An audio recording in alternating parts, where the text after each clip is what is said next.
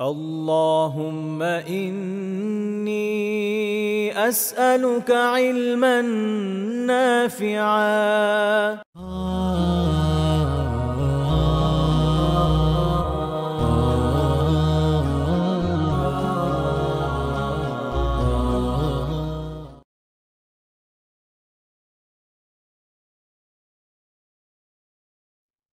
الحمد لله نحمده ونستعينه ونصلي على رسوله الكريم وعلى آله وصحبه أجمعين أما بعد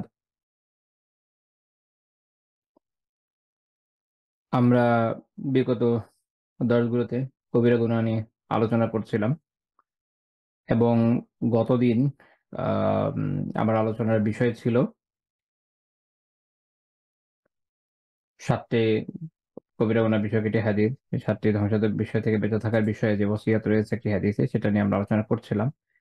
সেখানে আমরা কিছু বিষয় নিয়ে আলোচনা করেছি, আর কিছু বিষয়ে আমাদের আলোচ্য বইয়েরই অন্যান্য অধ্যায়ে চলে আসবে বিধায় ওগুলো আমরা আর আগাচ্ছি না। তো এখানে আরেকটা পয়েন্ট ছিল, সেটা হচ্ছে আহ জিহাদের ময়দান থেকে পালিয়ে যাওয়া। এটা একটা কবিরা গুনাহ। জিহাদের ময়দান থেকে পালিয়ে যাওয়া এটা একটা কবিরা গুনাহ। জিহাদ ইসলামের অত্যন্ত গুরুত্বপূর্ণ আমল সমূহের মধ্যে একটি আমল।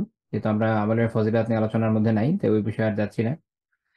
তো যখন মুসলিম বাহিনী কুফফারদের বিরুদ্ধে, মুশরিকিনদের বিরুদ্ধে বা ইসলামের অন্যান্য শত্রুদের বিরুদ্ধে, সেটা যুগে যুগে যে কোনো নামেই আসুক না কেন, কারণ এটা মনে রাখতে হবে যে শিরক, কুফরের যে ধরনগুলো আছে, এটা সবসময় একরকম থাকে না, একরকম থাকবে না, এটাই স্বাভাবিক। যেমন ধরেন, আম কথার কথা, আমাদের এই অঞ্চলে যারা নিজেদের সনাতনী বলে থাকেন, তাদের যে আইডিওলজি, আপনারা যারা ইতিহাস সম্পর্কে কিছু হলেও জানেন, তারা জানেন যে ব্রিটিশরা আসার আগে সেটা একরকম ছিল। ব্রিটিশরা আসার পরে ব্রিটিশদের ইন্ধনের মাধ্যমে যে ন্যাশনালিজমের তৈরি হয়েছে এবং অনেকগুলো রিলিজিয়নকে এক করে একটা আমব্রেলা টার্ম বের করা হয়েছে। এটা হচ্ছে এর ফল যেটা হয়েছে যে এটা যে বাহ্যিক চেহারা কিছু হলেও তো চেঞ্জ এসছে। আবার আম ক্রিশ্চিয়ানিটি যখন রাসূলুল্লাহ সাল্লাল্লাহু আলাইহি ওয়াসাল্লামের আবির্ভাব হয়, ওই সময় অর্থোডক্সরা ছিল, ক্যাথলিকরা ছিল, কপ্টিকরা ছিল, নেস্টোরিয়ানরা ছিল। পরবর্তী পর্যায়ে আপনারা জানেন যে এরপরে প্রোটেস্ট্যান্টদের একটা আবির্ভাব হলো। আরো বেশ কিছু পরপর খুব ছোট ছোট কিছু গ্রুপ হয়েছে, বাট প্রোটেস্ট্যান্টরা তুলনামূলক বড় গ্রুপ নতুনদের ভিতরে। তো এইভাবে এগুলোর চেঞ্জ আসছে। তো এগুলো বিবর্তন হতেই থাকে, যেহেতু মানব রচিত যত বিষয় আছে এবং যত ধরনের কুফর এবং শিরকের বিষয় আছে, এটা যুগে যুগে চেঞ্জ হতে থাকবে। কারণ মনে রাখবেন, বাতিল, এটার কোনো ইয়ে থাকে না, স্থিতিশীলতা থাকে না। হক স্থিতিশীল। আল্লাহ তাআলা এক, অদ্বিতীয়, অমুখাপেক্ষী সত্তা। এটা সৃষ্টির আগে থেকেও তিনি এমনই, এখনো তাই, আগামীতেও তাই থাকবেন। অর্থাৎ তার এই গুণের কোনো পরিবর্তন, পরিবর্ধন বা সংযোজন, বিয়োজন কোনো কিছু হওয়ার কোনো সুযোগ নেই। এই কারণে আদম আলাইহিস সালাম থেকে নিয়ে রাসূলুল্লাহ সাল্লাল্লাহু আলাইহি ওয়াসাল্লাম পর্যন্ত সকল নবী রাসূলের দাওয়া এটাই, যে আল্লাহ তাআলার তাওহীদের দাওয়া। তো হক স্থিতিশীল, এটার পরিবর্তন আসবে না। অন্যদিকে যেটা বাতিল, বাতিল চেঞ্জ হইতেই থাকবে, বিভিন্ন আকারে আকৃতিতে আসবে। যেমন ধরেন নাস্তিক্য, সেইটা আম একেক সময় একেক ধরনের সুরত নিয়ে আসবে। কখনো হয়তো এটা হচ্ছে আপনার ধরেন ডারউইনিজমের কাঁধে ভর করেছিল, কখনো কমিউনিজমের অংশ হয়ে আছে, লিবারালিজমের অংশ হয়ে আছে, ইভেন ডেমোক্রেসিরও একটা বড় অংশ হয়ে আছে। এরকম বিভিন্নভাবে আসবে। তো যখন যেই ধরনের কুফরি আসুক, যে ধরনের শিরকি শক্তি তৈরি হোক না কেন, সেগুলোর সাথে যখন মুসলিমরা জিহাদ ফিসাবিলিল্লাহ লিপ্ত হবে, সেটা আল্লাহ তাআলার কালিমাকে বুলন্দ করার জন্য, তখন এটা মুজাহিদিনদের জন্য হারাম যে তারা যুদ্ধক্ষেত্র থেকে পালিয়ে যাবে। এটা হবে না, এটা করা যাবে না। যুদ্ধক্ষেত্রে মুসলিমরা যায় আল্লাহ তাআলার রাহে জীবনকে উৎসর্গ করার জন্য, পৃথিবীর সবচেয়ে দুরূহ যে ইবাদত সেটা করার জন্য, এবং আল্লাহ তাআলার কালিমাকে বুলন্দ করতে গিয়ে নিজের জীবনকে বিলিয়ে দিয়ে শাহাদাতের অমৃত সুধা পান করার মাধ্যমে জান্নাতে যাওয়ার জন্য। এটা মুমিনদের একদম চিন্তা এটা। এই কারণে যখন মুসলিমরা বিভিন্ন অঞ্চল জয় করতে যাচ্ছিল, কাফের মুশরিকরা এটা হকচকিয়ে যেত যে এমন একটা জাতিকে কিভাবে হারানো যাবে, যেই জাতি সে জিহাদে আসছে, যুদ্ধ করছে হচ্ছে মরে যাওয়ার জন্য, সে তো বেঁচে যাওয়ার জন্য যুদ্ধে আসছে না। এটা হলো পার্থক্য। আবার এর মানে এই না যে কাফেরদের সামনে গিয়ে আচ্ছা মরে গেলে তো সুবিধা, তা তলোয়ার রেখে দিয়ে বলে যে আসো আমাকে মারো, এরকমও না। এর মূল বিষয় হচ্ছে যে তার অকুত ভয়, কারণ তারা জানে যে সে বেঁচে গেলে সে গাজী হবে, সে বেঁচে যাওয়ার জন্য তার জন্য আলাদা সম্মান আছে, তার জন্য সওয়াব আছে। আম, আর যদি শহীদ হয়ে যায় তাহলে তো অনেক বড় মর্যাদা এবং শাহাদাত এমন একটা বিষয় মুমিনের জন্য আ সেটা হলো শাহাদাত খুবই একটা দামি বিষয় এবং শাহাদাত এটা পাওয়া খুব টাফ। আপনি দেখবেন যে আ সাহাবীরা এতগুলো দেশ জয় করেছে তাদের কিন্তু ডেথ রেট অনেক কম। অনেক কম। খুব অল্প করে মারা গিয়েছেন। খুব অল্প করে শাহিদ হয়েছেন। কারণ শাহাদা একটা অনেক বড় মাকাম। আল্লাহ তাআলা সবসময় সবাইকে দেন না। আল্লাহ তাআলা যাকে চান তাকেই দান করেন। তো এই কারণে দেখা যাচ্ছে যে অনেক সাহাবী যেমন খালিদ বিন ওয়ালিদ রাদিয়াল্লাহু তাআলা আনহু সারা জীবন জিহাদ সাবিলিল্লাহর ময়দানে ছিলেন। সবসময় শাহাদাতের তামান্না নিয়ে জিহাদ করেছেন। এজন্য অকুতোভয়ভাবে বিভিন্ন জায়গায় ঝাঁপিয়ে পড়েছেন। রোমানদের পরাজিত করেছেন, পার্সিয়ানদের পরাজিত করেছেন। আ কিন্তু আল্লাহ তাআলা তাকে শাহাদাত দেন নাই। আ আমরা যেটা হাকিকি শাহাদাত বলি অর্থাৎ জিহাদের ময়দানে যুদ্ধ করতে শহীদ হওয়া। আর নয়তো হাদিস অনুযায়ী আমরা জানি যে নিয়ত যদি থাকে তো ডেথ বেড যদি আপনি বিছানায় শুয়ে মারা যান, জিহাদের ময়দানে নাও মারা যান, তারপর ইনশাআল্লাহ তাআলা শহীদ হিসেবে আল্লাহ তাআলা কবুল করবেন। কিন্তু সেটা হচ্ছে হুকুম হিসেবে। সেটা হাকিকি বা প্রকৃত শহীদ বলতে আমরা যা বুঝি সেটা নয়। তো এই কারণে অ্যা এটা মনে রাখতে হবে যে এরকম না যে কেউ গেল যে আমি শহীদ হয়ে যাই, চাইলেই হয়ে গেল এরকম না।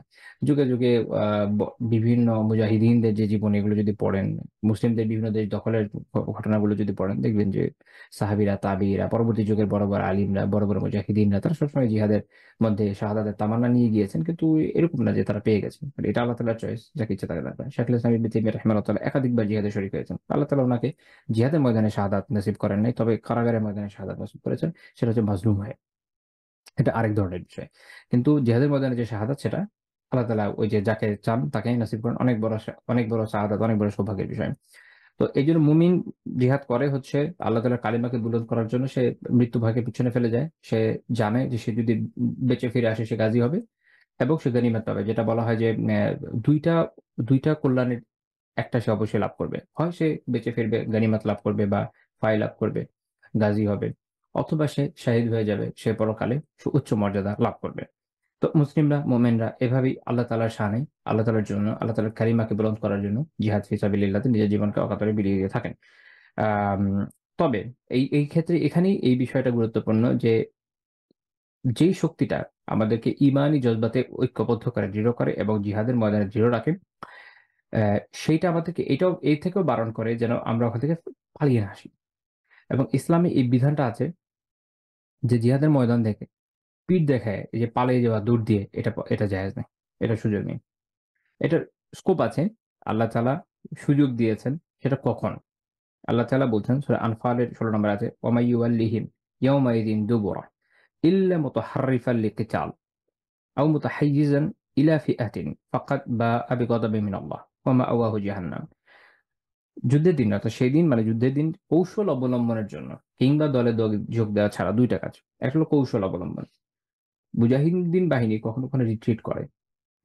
এই মুহূর্তে তার দল ছোট, প্রতিপক্ষের দল অনেক ভারী, তার শক্তিটা কম। সে যে আপনার আমরা যেটা বলি যে ট্র্যাডিশনাল যে যুদ্ধ, ওই মেথডে সেই মুহূর্তে আর পারছে না। সেটার জন্য সে পেছন দিকে আসতে পারে। অথবা দলে যোগ দেওয়ার জন্য যে তার পেছনে কোনো বাহিনী আছে, মূল বাহিনী বা বড় বাহিনী সেদিকে তাদের সাথে জয়েন করার জন্য সে পেছনে গেল। অথবা আ এখনকার সময়ে যেটা হতে পারে যে যদি গেরিলা ওয়ারফেয়ার হয় হিট অ্যান্ড রান পদ্ধতি। যাচ্ছে, অ্যাটাক করছে, পালিয়ে যাচ্ছে। যাচ্ছে, অ্যাটাক করছে, পালিয়ে যাচ্ছে। এইটা ঐরকম না যে সে ভয় পেয়ে হেরে গিয়ে একদম উল্টা দিকে ঘুরে দৌড় দিল, এরকম না। সে লড়ছে, সে আ দিনের জন্যই লড়ছে, আল্লাহ তাআলার ভয়েই লড়ছে, আল্লাহ তাআলাকে সন্তুষ্ট করতেই লড়ছে। তবে পদ্ধতিটা, এটা যুদ্ধের পদ্ধতি, এটা যে হিট অ্যান্ড রান পদ্ধতি। যাবে, অ্যাটাক করবে, একটা chaos তৈরি করবে, ২-৪ জনকে মারবে, চলে আসবে। এভাবে গ্র্যাজুয়ালি শত্রু বাহিনী দুর্বল করে ফেলবে। যেটা আধুনিক সময়ে গেরিলা ওয়ারফেয়ার হিসেবে খুবই প্রসিদ্ধ এবং আপনারা হয়তো জানেন কিনা জানি না।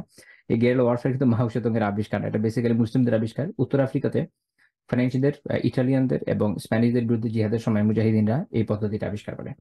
এবং এটা পরবর্তী সময়ে মাও সেতুং এবং ইয়ে সাহেব ভিয়েতনামের আ উনার নামটা ভুলে গেলাম। যাই হোক, উনারা এটাকে বেশ আরো ইম্প্রোভাইজ করেন এবং এটাকে অনেক থিওরিটিক্যাল অনেক আলাপ আলোচনা করেছেন। কিন্তু বেসিক্যালি জিনিসটা আবিষ্কার করেছে মুসলিমরা। যেহেতু তাদের ফোর্স অনেক ছোট ছিল ইউরোপিয়ান পাওয়ার এর তুলনায়। তো অন্যান্য অনেক অঞ্চলে হয়েছে যেটা যে ১ টা ২ টা ছোটখাটো যুদ্ধ করে মানুষ একদম দম ছেড়ে দিয়েছে। ওখানকার মুজাহিদিনরা এই কাজটা করেননি। উনারা বেশ কিছু বিষয়কে ইমপ্রুভ করেছেন। যুদ্ধের কিছু টেকনিক তৈরি করেছেন। উনারা ইভেন নিজস্ব কিছু মার্শাল আর্টের আলাদা ধরন তৈরি করেছেন মাশাআল্লাহ। তো এভাবে তারা কুফারদের বিরুদ্ধে জিহাদ চালিয়ে গিয়েছেন। তো এরকম কারণে যদি পিছনে ফোর্সের কাছে সাথে যোগ দেওয়া হয় বা যুদ্ধের টেকনিক হয় এটা, বা এমন হলো যে এই মুহূর্তে এত বড় ফোর্সের সামনে আমি আছি যেটা আমি পারছি না, আমি এইজন্য পুরো ফোর্সই ধীরে ধীরে পিছন দিকে ফেরত আসবে। তখন এইটা এই পালিয়ে যাওয়া হিসাবে গণ্য হবে না। যেমন মুতার যুদ্ধের দিন মুজাহিদিনদের সংখ্যা অনেক কম ছিল, সাহাবীদের সংখ্যা অনেক কম ছিল। বিপরীতক্রমে রোমানদের অনেক বড় বাহিনী ছিল, রোমানদের বিশাল বড় বাহিনী। তার সাথে গাসসানি সাম্রাজ্যের একটা গাসসান, এরা হচ্ছে আপনার রোমানদের একটা করদ রাজ্য ছিল। মানে করদ রাজ্য এখন বুঝেন কিনা বাংলা বুঝাতে অনেক সময় কঠিন হয়ে যায়। এরা হচ্ছে আপনি বলতে পারেন যে তাদের অধস্তন একটা রাজ্য, যারা যাদের যারা বেসিক্যালি রোমানদের অধীন ছিল, কর দিত এবং তাদেরকে সামরিক সাহায্য দিত কোনো যুদ্ধের জন্য হলে। এমনি অন্যান্য সময় তাদের বাদশাহ যে বা রাজা যে সে মোটামুটি স্বাধীন জীবনযাপন করতো। তো এই টাইপের ছিল এই রাষ্ট্র। তো গাসসানীরা বড় সামরিক সাহায্য দিয়েছিল ওখানে। তো এত বড় বাহিনীর বিরুদ্ধে মুসলিমদের সেনাবাহিনী ছিল মাত্র 3000, কিন্তু রাসূলুল্লাহ সাল্লাল্লাহু আলাইহি ওয়াসাল্লাম তারপরে এই ফোর্সে পাঠিয়েছেন। এবং সাধারণত উনি এরকম বলতেন না যে এই সাহেব একজন সেনাপতি, সে শহীদ হলে সে শহীদ হলে সে শহীদ হলে সে, এভাবে তোমরা ইয়ে করো, সেনাপতি নির্বাচন করো। এটা উনি কখনো বলতেন না। এই একটা সিঙ্গেল যুদ্ধ যেটা ঘটনা এরকম আছে, উনি আগে থেকে বলে দিয়েছেন 3 জন সাহাবীর নাম পরপর। এবং তারা তাদের শাহাদাত হয়ে যাওয়ার পরে সাহাবীরা নিজেরা মিলে খালিদ বিন ওয়ালিদ রাদিয়াল্লাহু তাআলা আনহুকে ওই সময় সেনাপতি নির্বাচন করেন। তো এটা বোঝা যাচ্ছে আল্লাহ রাসূল সাল্লাল্লাহু আলাইহি ওয়াসাল্লাম একটা মুজিজা যে তিনি আগে থেকেই জানতেন যে কি হতে যাচ্ছে। আল্লাহ তাআলা তাকে ওই নলেজ দিয়েছেন। আলহামদুলিল্লাহ। এর ফলে যেটা হয়েছে যে তিনি আগে থেকে এই বিষয়ে সঠিক দিক নির্দেশনা দিয়েছেন, এবং এখানেই মানে আল্লাহ রাসূল সাল্লাল্লাহু আলাইহি ওয়াসাল্লামের যুদ্ধ কৌশলের অনেক উত্তম একটা দিক সামনে চলে আসে। যে এত বড় বাহিনী আসতে যাচ্ছে এবং তার সামনে তো ছোট একটা ফোর্স যাবে, খুব স্বাভাবিক যে এটা স্ম্যাশ হয়ে যাওয়ার কথা। কিন্তু এই কারণে কিন্তু জিহাদকে থামিয়ে দেওয়া হচ্ছে না। বলা হচ্ছে না যে আরে ওর তো সামর্থ্যই নাই। না, বিষয়টা এরকম না। সামর্থ্য আছে। আপনি সবসময় প্রতিপক্ষের সমান সামর্থ্য পাবেন না। যদি এইটা হয় পৃথিবীর কোন দেশ স্বাধীনতা পাবে না, কোন দেশ যুদ্ধও করতে পারবে না। যেমন বাংলাদেশ যখন স্বাধীনতা যুদ্ধের জন্য লড়াই করে, পাকিস্তানের বিরুদ্ধে আমাদের ফোর্স অনেক ছোট ছিল। এটা তেমন কিছু ছিল না। পৃথিবীর যতগুলো দেশ স্বাধীন হয়েছে কারোরই এত ম্যাসিভ ফোর্স ছিল না। অকুপাইং ফোর্সের বিরুদ্ধে যারা ফার্স্ট ফাইট করেছে। আবার অনেক দেশ আছে যারা নিজেরা হয়তো অকুপায়ার দখল করেছে, কিন্তু তাদের ফোর্স অনেক বড় ছিল না। তো যুদ্ধ আসলে ফোর্সের সংখ্যা দিয়ে কাউন্ট হয় না। এদের ট্রেনিং, তারপরে কি হাতিয়ার আছে ইত্যাদি অনেক কিছু দিয়ে হয়। কিন্তু সবচেয়ে বড় কথা, যারা ইন্টারন্যাশনাল রিলেশনস যে বইপত্রগুলো আছে এগুলো যদি পড়েন, বিশেষ করে আমি বলবো জন মিয়া শেমারের বইগুলো পড়তে বা তার লেখাগুলো পড়তে, তখন আপনারা বুঝতে পারবেন বিষয়গুলো অনেকটা, যে অনেক কিছু অনেকগুলো ফ্যাক্টরের ভিতর কাজ করে আসলে। এই কারণে সবসময় এরকম একদম সমান এরকম হিসেব করে আসলে হয় না যুদ্ধ। তো যাই হোক, ওই সময়ে ওই সিচুয়েশনে ওটা খুবই জরুরি ছিল এই ফোর্সটা পাঠানো, এবং আল্লাহ সেটা পাঠিয়েছেন। এবং এখানে আমাদের জন্য অনেক বড় শিক্ষা রয়েছে, আগামী দিনে মুসলিম রাষ্ট্রগুলোর জন্য, মুসলিম সেনাবাহিনীর জন্য, মুজাহিদিনদের জন্য। তো যাই হোক, তো তারা ওখান থেকে কি করেছেন, ধীরে ধীরে পিছনের দিকে রিট্রিট করেছেন। খালিদ রাদিয়াল্লাহু তাআলা যুদ্ধ করছেন এবং করতে পিছনের দিকে রিট্রিট করেছেন। এইভাবে করার ফল যেটা হয়েছে, হঠাৎ করে উল্টা দিকে দৌড় দিলে আপনি কচুকাটা হয়ে যাবেন। যখন কেউ হঠাৎ করে উল্টো দিকে দৌড় দেয়, তখন বিপক্ষ দল পিছন থেকে হামলা করে কি করে, কচুকাটা করে ফেলে। যেমন ইয়ারমুকের যুদ্ধে রোমানরা যখন উল্টা দিকে দৌড় দিল, মুসলিমরা কচুকাটা করে দিয়েছে। একই রকম হচ্ছে নাহারওয়ানের যুদ্ধে ফার্সিদের সাথে। তো এটা করা যায় না, এবং ইসলামী এই রাস্তাটা বন্ধ করে দিয়েছেন, এটা করা যাবে না। আপনারা জানেন কিনা আমি জানি না, যখন সোভিয়েত ইউনিয়ন, আই থিঙ্ক এটা দ্বিতীয় বিশ্বযুদ্ধের কথা যদি আমি ভুল না হয়, অথবা দ্বিতীয় বিশ্বযুদ্ধের কথা হবে, সোভিয়েত আর্মি যখন জার্মানদের কাছে অনেক বড় মাইর খেলো, তো তখন সোভিয়েত সেনাবাহিনী একটা নিয়ম করেছিল, তারা পিছনে একটা ফোর্স রাখতো। যদি ফ্রন্টিয়ার থেকে, মানে সম্মুখ লাইন থেকে কোনো সোলজার পালিয়ে যেতে নেয়, ওই পিছনে যে একটা রক্ষাবহ আছে তাদের কাজ হচ্ছে এই পলায়নপর সৈন্যদের গুলি করে মেরে ফেলা। তো যুদ্ধের প্রচন্ডতার কারণে মানুষ ভয় পালাতে যায়। তো যখন তারা তাদের ফোর্সকে, রেড আর্মিকে এটা বুঝালো যে তুমি যদি পালাও, পালায় বাঁচতে পারবে না, পিছনে যারা চোরা গুলি করেই মারবে। এর চেয়ে ভালো সাহসিকতার সাথে প্রতিপক্ষের বিরুদ্ধে লড়ো, তাদেরকে ধ্বংস করো এবং দেশকে রক্ষা করো। দেশপ্রেম, যেহেতু তাদের ওখানে আস্তিকতার কোনো বিষয় নেই, কমিউনিস্ট।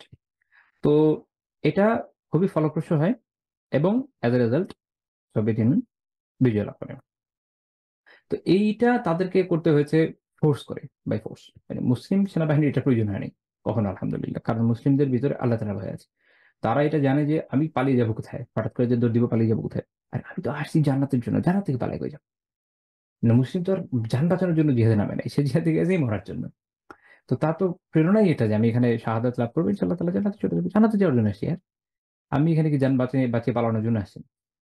তো এদের এদের মুসলমানদের একে তো এই টেনশন করতেও হয় না, দ্বিতীয় বিষয় হচ্ছে যে তাদের মনের মধ্যে এটা সবসময় ছিল যে না, জিহাদের ময়দান থেকে পালিয়ে যাওয়া অনেক বড় কবিরা গুনাহ এবং এটা করা যাবে না। তো যাই হোক, এখান থেকে আমরা এটা জানলাম যে জিহাদের ময়দান থেকে এই যুদ্ধের কৌশল হিসাবে বা মূল দলে যোগ দেওয়ার কারণ, অথবা যুদ্ধের বিভিন্ন ধরনের মানে ফোর্সকে রিট্রিট করার কিছু কারণ ছাড়া, বৈধ কিছু কারণ আছে, এগুলো ছাড়া তাদেরকে পিঠ দেখালে কিভাবে আল্লাহ তাআলা বলছেন ফাকাদ বাআ বিগাদাবিন মিনাল্লাহি ওয়া মাওয়াহু জাহান্নাম, যে তারা যেন তারা তো আল্লাহ তাআলার গজব নিয়ে তখন ফিরে, যখনই বা ফিরে যায়, পালিয়ে যায়, আল্লাহ তাআলার গজব নিয়ে ফিরে এবং তাদের আসলে জাহান্নাম। লাইক আপনি তো জান্নাত কেন বুঝেন, আপনি তো জান্নাতের জন্য যাচ্ছেন আর জান্নাত থেকে পালিয়ে যাচ্ছেন, মানে আপনি কি থেকে পালাচ্ছেন? অ্যাকচুয়ালি পালাচ্ছেন জান্নাত থেকে, রাইট? তো জান্নাত থেকে পালালে কই যাবেন? জাহান্নামে যাবেন। তো এই জন্য আল্লাহ তাআলা বলছেন ওয়া মাওয়াহু জাহান্নাম, এবং তার আশ্রয়, তার বাসস্থান এটা কি হবে? জাহান্নাম। তবে ইসাল নসির, আর তা কত নিকৃষ্ট ফিরে যাওয়ার স্থান। আল্লাহ তাআলার শব্দ চয়েসের যেটা আলহামদুলিল্লাহ কোরআনে, মানে আমার মনে হচ্ছে কোরবান যাই, আল্লাহু আকবার। এত চমৎকার ভাবে আল্লাহ তাআলা একটা শব্দকে নিয়ে আসছেন, বলছে এইটা আসলে এখানে এটাই হওয়া উচিত, এটা হচ্ছে বেস্ট আর কিছু হতে পারে না। নাসির হচ্ছে মানুষের কোনো কিছু ফিরে যাওয়ার স্থান। দেখ, তুমি ফিরে যাচ্ছ, তুমি জিহাদের ময়দান সামনে জান্নাত, তুমি ওখান থেকে ফিরে যাচ্ছ, পালিয়ে যাচ্ছ, কোথায় ফিরে যাচ্ছ? বাড়ির দিকে। ফিরে যাওয়ার স্থান খুঁজছো জান্নাত বাদ দিয়ে। তো ওইটার জন্য তোমার জন্য নাসির হচ্ছে জান্নাত, তোমার ফিরে যাওয়ার স্থান হচ্ছে জাহান্নাম, যে ওখানে যাও। তো যাই হোক, এটা সূরা আনফালের 16 নম্বর আয়াত। এখান থেকে আমরা জানলাম যে জিহাদের ময়দান থেকে পালিয়ে যাওয়া এটা কবিরা গুনাহ। তারপর আসেন আমরা মূল কিতাবের পাঠে ফেরত যাই। তো শেখ রাহিমাহুল্লাহ তাআলা প্রথমে আমরা যেটা বলছিলাম যে আকবরুল খেবাইরের যে অধ্যায়, সেটা নিয়ে আমরা আলোচনা করেছিলাম, শেখ যেটা উল্লেখ করেছেন। তারপরে দ্বিতীয় অধ্যায় হচ্ছে বাবু খেবাইরুল কলব, আত্মিক কবিরা গুনাহ যেগুলো, সেটার অধ্যায়। খুবই গুরুত্বপূর্ণ একটা পয়েন্ট। মনে রাখতে হবে কবিরা গুনাহ দুই রকম। এটা হচ্ছে খাবাইরুল জাওয়ারিহ, অঙ্গ প্রত্যঙ্গের মধ্যে যে মাধ্যমে যে ধরনের কবিরা গুনাহ করা হয়, যেমন ধরেন কেউ জিনা করলো, কেউ চুরি করলো, কেউ কাউকে নাহকভাবে হত্যা করলো, এগুলো হচ্ছে অঙ্গ প্রত্যঙ্গের মাধ্যমে সংগঠিত বিভিন্ন কবিরা গুনাহ। আর হচ্ছে কাবাইরুল কুলুব, আত্মিক কবিরা গুনাহ, অন্তর থেকে যে কবিরা গুনাহ হয়। এর মধ্যে যেমন ধরেন কিবর, অহংকার, তার মধ্যে রয়েছে হিংসা বিদ্বেষ, এরকম বিভিন্ন বিষয় আমরা ইনশাআল্লাহ তাআলা একটা একটা করে এগুলো দেখব। তো শেখ রাহিমাহুল্লাহ তাআলা শুরুই করছেন আকবরুল কাবাইরের পরে আত্মিক কবিরা গুনাহ দিয়ে। কেন? কারণ অন্তঃকরণ সবচেয়ে গুরুত্বপূর্ণ বিষয়। অন্তঃকরণ, অন্তরটা সবচেয়ে গুরুত্বপূর্ণ বিষয়। মানুষের ইমানটা ঢুকছে কোথা দিয়ে? ইমানের মূল জায়গাটা কোথায়? মানুষ যখন ইমান থেকে দূরে চলে যায়, মূল জায়গা কোথায়? সবকিছুর মূল হলো কাল্ব। আমরা দেখব ইনশাআল্লাহ তাআলা সামনে এই বিষয়। তো কাজেই সবার আগে জরুরি হচ্ছে কলবকে বিশুদ্ধ করা, কলবকে কবিরা গুনাহ থেকে মুক্ত করা। আমার যদি খেয়াল আছে, কোট করতে পারছি না, শেখ ইমাম গাজ্জালী রাহিমাহুল্লাহ তাআলা ইহয়া উলুমে এক জায়গায় এটা নিয়ে আলোচনা করছিলেন যে, আই থিংক ইহয়া উলুমে পড়েছি। সেটা হচ্ছে এই যে অনেক মাশায়েখ এরকম আছেন, উনি এভাবে বলছেন অনেকটা যে যারা বিভিন্ন শারীরিক যে গুনাহগুলো আছে সেগুলোর ব্যাপারে খুব সচেতন। কিন্তু কলবের যে গুনাহগুলো, এগুলো থেকে সচেতন নন। অথচ এগুলো থেকে বাঁচাও ফরজ। বাঁচা আবশ্যক, এটাতে বাঁচতে হবে। ফলে তারা এইসব গুনাহের মধ্যে লিপ্ত হয়ে যায়। তো এটা অনেক খতরনাক। এবং আত্মিক যে কবিরা গুনাহগুলা, এগুলো আমাদের সবচেয়ে বেশি ঘায়েল করে, আমাদের সবচেয়ে বেশি নষ্ট করে। একজন মুসলমান, সে হয়তো জেনে শুনে সজ্ঞানে পর খাচ্ছে না, রাইট? এমনকি আমার পরিচিত অনেকে যারা দেশের বাইরে বিভিন্ন জায়গায় আছেন, বাংলাদেশে প্রায় সবারই পরিচিত, কেউ না কেউ থাকেই বাইরে। তো আমার পরিচিত যারা আছেন, তাদের অনেককে আমি দেখেছি যারা তেমন তো দিনদার বলা যাবে না, হয়তো শুধু জুমার নামাজটা পড়ছেন, কিন্তু সুবহানাল্লাহ খাবারের বিষয়ে এত সেনসিটিভ তারা, বিভিন্ন জায়গায় খুব সতর্কতার সাথে কাজ করছেন, সতর্কতার সাথে খাচ্ছেন। এমনকি এই যে আপনার কোড বিশ্লেষণ করছে, এই কোড গুলা, যে আমি খাবারের মধ্যে উপাদানটা ঠিক আছে কিনা, হালাল না হারাম, যেহেতু ইউরোপে থাকে বা এমন কোন দেশে থাকে যেটা খ্রিস্টান প্রধান বড় ধর্মাবলম্বী। কিন্তু আস্তিক গুনাহ থেকে কিন্তু সেভাবে সচেতন না। আবার মুসলিমদের অন্যদের কথা আসেন যারা আলহামদুলিল্লাহ আম বাহ্যিক যে আমলগুলা, সালাত পড়ছেন আলহামদুলিল্লাহ, সিয়াম রাখছেন, যাকাত আদায় করছেন, মাশাআল্লাহ খুব ভালো। একই সমস্যা, আত্মিক গুনাহ থেকে সচেতন না। অথচ আত্মিক গুনাহ এত গুরুত্বপূর্ণ যে এই আত্মিক গুনাহ মানুষকে একদম ধ্বংস করে দিতে পারে। আমরা সামনে দেখব ইনশাআল্লাহ তাআলা। আদি পাপ, প্রথম পাপ ওটা হইছে আত্মিক গুনাহ থেকে। ওটার মূলই ছিল আত্মিক গুনাহ। যখন আমরা শিরকের কথা বলি, এটা মূলও তাই, আত্মিক গুনাহ। এত ভয়ানক বিষয়। তো এজন্য সবার আগে আত্মশুদ্ধি জরুরি। এবং আত্মশুদ্ধি এমন একটা প্রসেস, এটা শুরু আছে, এটা কোনো এন্ড নাই।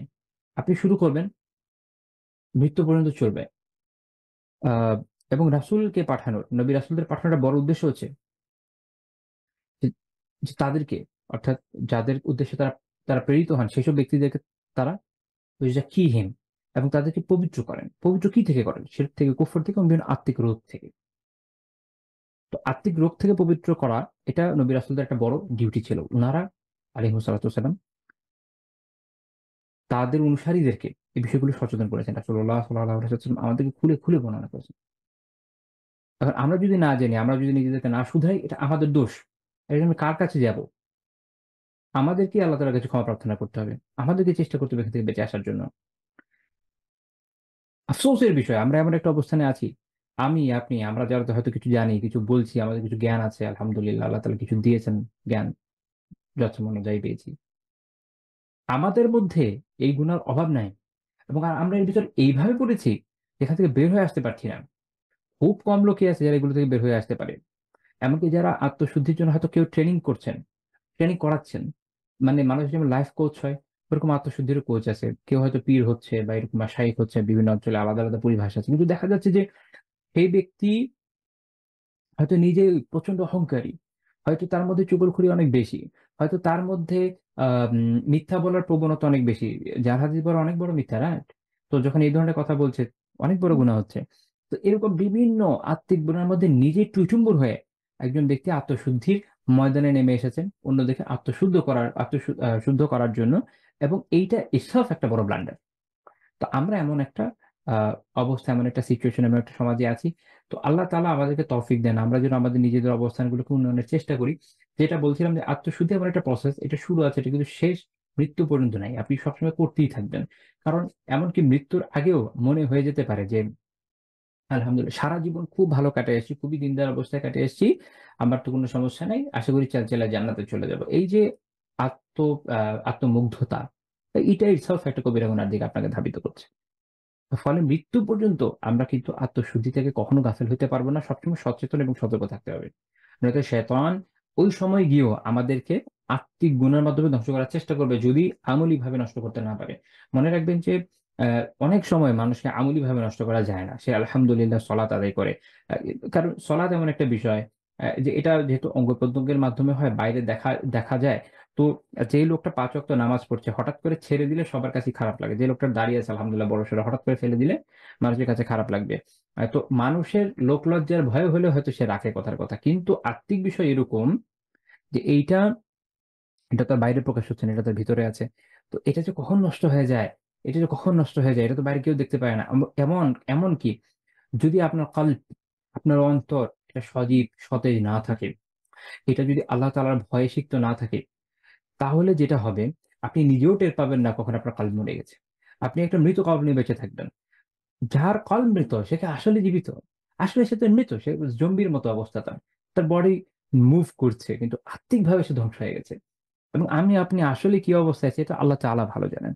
আল্লাহ তাআলা আমাদের কল্বগুলোকে সজীব, সতেজ করেন। কালবুন সালিম আমাদেরকে দান করেন। আমিন। তো আ এই এর ফলে যেটা হইছে যে বান্দা বিভিন্নভাবে ধ্বংস হয়ে যায় ভিতরে, ভিতরে, এবং এটা বাইরে থেকে অন্য কেউ টের পায় না, বান্দা নিজেও টের পায় না। এবং আপনি দেখেন যে সলাতের কথায় আসেন। আম সলাতের একটা টাইম পিরিয়ড আছে। ৫ ওয়াক্তের মধ্যে বিভিন্ন সময়ে ৫ ওয়াক্তে যখন যেই সময় পড়েন আপনি পড়ছেন। আপনি সিয়াম একটা নির্দিষ্ট মাসে পালন করছেন। যাকাত আপনার অর্থ আসছে আলহামদুলিল্লাহ কাউন্ট করে দিয়ে দিচ্ছেন। অর্থাৎ সবকিছু না একটা টাইম ফ্রেম এর সাথে রিলেটেড। খেয়াল করেন কি বুঝাতে চাচ্ছি। সলাত ৫ ওয়াক্তে ফরজ। যাকাত ওটা আপনার যখন বছরের শেষে টার্নওভারটা আসবে তখন দিবেন। সিয়াম এটা আপনার নির্দিষ্ট মাসে ফরজ হয়। হজ আপনার সামর্থ্য হলে দিবেন একবার। কিন্তু দিনের ২৪ ঘন্টা বাকি ফুল টাইমটা কিন্তু আত্মশুদ্ধির সাথে রিলেটেড। ইভেন যখন আপনি সালাত আদায় করছেন তখনও আত্মশুদ্ধি। আত্মিক রোগ, আত্মিক সমস্যা তখনও রিলেটেড। আপনি তখন এখান থেকে বিচ্ছিন্ন হচ্ছেন না। সলাতের মধ্যে রিয়া চলে আসতে পারে। লোক দেখানোর প্রবণতা আসতে পারে। আত্মিক সমস্যা। মাঝখান থেকে সলাৎ বিনষ্ট। বাহ্যিকভাবে যেমন ইমাম গাজ্জালী রাহিমাহুল্লাহ ইহয়াতে আলোচনা করেছেন যে এরকম সলাত যে এর ভিতরে রূহ নাই, আল্লাহর ভয় নাই, আল্লাহ তাআলার খাশিয়াত নাই। আল্লাহ তাআলার ২ ধরনের ভয়, খাশিয়া এন্ড খাউফ। খাশিয়া আল্লাহ তাআলাকে জেনে বুঝে, আল্লাহ তাআলার আসমা ওয়া সিফাত জেনে, আল্লাহ তাআলার বড়ত্ব মহত্ব সম্পর্কে জেনে যখন আপনি ভয় পাচ্ছেন খাশিয়া। আর যেকোনো বিষয় থেকে, যেকোনো বড় জিনিস থেকে, যেকোনো ভীতিকর বিষয় থেকে যখন কেউ ভয় পায় সেটা হচ্ছে খাউফ। এই ২ ধরনের ভীতি আল্লাহ তাআলার জন্য। একটা তার ভালোবাসা, তার শ্রদ্ধা, তার মাহাত্ম্যের জন্য। আরেকটা হচ্ছে তার প্রচন্ড ক্ষমতা। তিনি যে মানে চাওয়ামাত্র আমাদের কিভাবে ধ্বংস করে দিতে পারেন, আমরা তার সঙ্গে কত অসহায়, এগুলো ভেবে চিন্তে আপনি যখন একটা ভয়ের মধ্যে থাকেন, আল্লাহ তাআলাকে যখন আপনি এভাবে ভয় পেয়েছেন, আপনি যখন জানেন আপনার সামনে আল্লাহ আযজা ওয়া জাল আছেন, আপনি আল্লাহ আযজা ওয়াজালের সামনে দাঁড়ানো, আপনি যেন আল্লাহ তাআলাকে দেখছেন, কান্নাকা তারাহু, যেন হাদিস অনুযায়ী যে যেন আপনি আল্লাহ তাআলাকে দেখছেন, এভাবে যখন আপনি ইবাদত করছেন।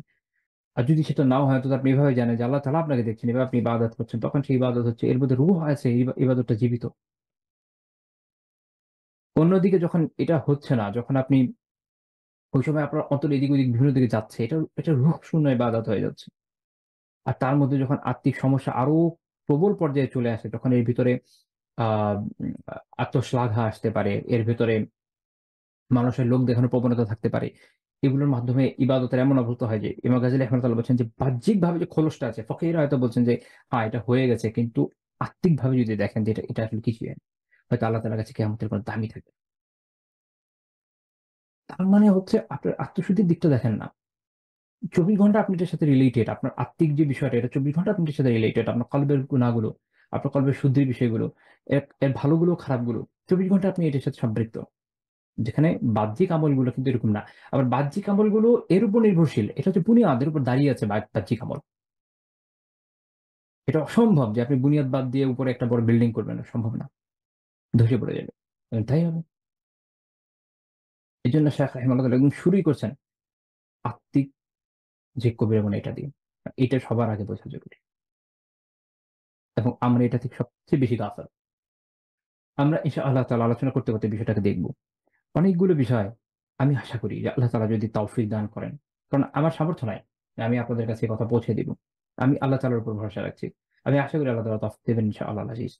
যদি আল্লাহ তাআলা তৌফিক দান করেন, তাহলে আমরা দেখব যে আমাদের অনেক চিন্তা, অনেকগুলো বিষয়ের ধারণা হয়তো আমাদের পাল্টে যাবে। আমরা যেভাবে দেখতাম, যেভাবে আমাদের দৃষ্টিভঙ্গি ছিল, হয়তো এটা বদলে যাবে।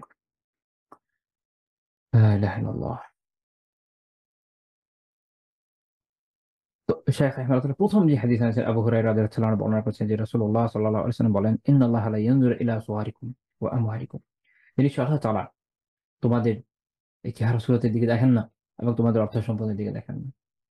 আল্লাহ তাআলা দেখেন না আপনি দেখতে কত সুন্দর। আল্লাহ তাআলা দেখছেন আপনার কত কোটি, কোটি টাকা আছে। আল্লাহর কাছে কোনো কিছু যায় আসা। তিনি রাজ-আধিরাজ। আপনি গ্যালাক্সির দিকে তাকায়া দেখেন। আপনি আপনি আপনি কসমোলজি সম্পর্কে জানেন। আপনি বুঝতে পারবেন যে এই এত বড় মহাবিশ্ব, এত ছোট সেখানে আমাদের গ্যালাক্সি। সেইটাতে এত ছোট আমাদের সৌরজগৎ। তার মধ্যে এত ছোট পৃথিবী। We are just nothing. পুরো মহাবিশ্বের সাপেক্ষে পৃথিবীকে যদি আপনি কল্পনা করেন, is just nothing.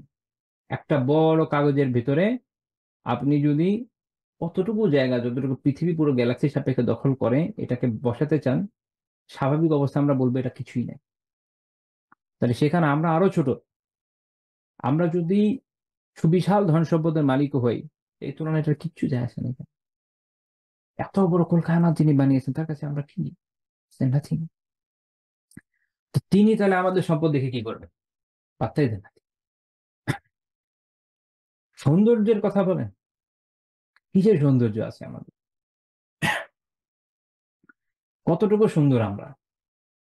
কতটুকু ত্রুটিহীন আমরা? আমাদের ভিতর ভর্তি নাপাকি। চামড়াটা কাটলেই বের হয়ে যাবে। ব্লাড বের হয়ে যাবে। একটা পর্যায়ে নাপাক ব্লাড হয়ে যাবে। প্রবাহিত রক্ত। আর টয়লেট তো আছে। উপরের চামড়াটা খুলে ফেলে ভিতরে কিছুই না। আবার উপরের চামড়াও, এইটার সৌন্দর্য এই অঞ্চলে একরকম, ওই অঞ্চলে একরকম। আমাদের এই অঞ্চলের মানুষের সৌন্দর্য বোধ একরকম, ইউরোপের একরকম, পৃথিবীর একেক অঞ্চলে একেক রকম সৌন্দর্য বোধ। কিসের সৌন্দর্য? যেটার কোনো ভিত্তিই নেই, কোনো স্থিতিশীলতা নেই। একেক অঞ্চলের মানুষ একেকভাবে দেখে। এটা আল্লাহ তাআলার কাছে কিছুই যায় আসে না। আপনি কত সুন্দর, আপনার চেহারা কত নুরানি হইছে, ডাজন্ট ম্যাটার। বাহ্যিকভাবে মানুষ যা ইচ্ছে তাই মনে করে। খুব কিছুই আসে না।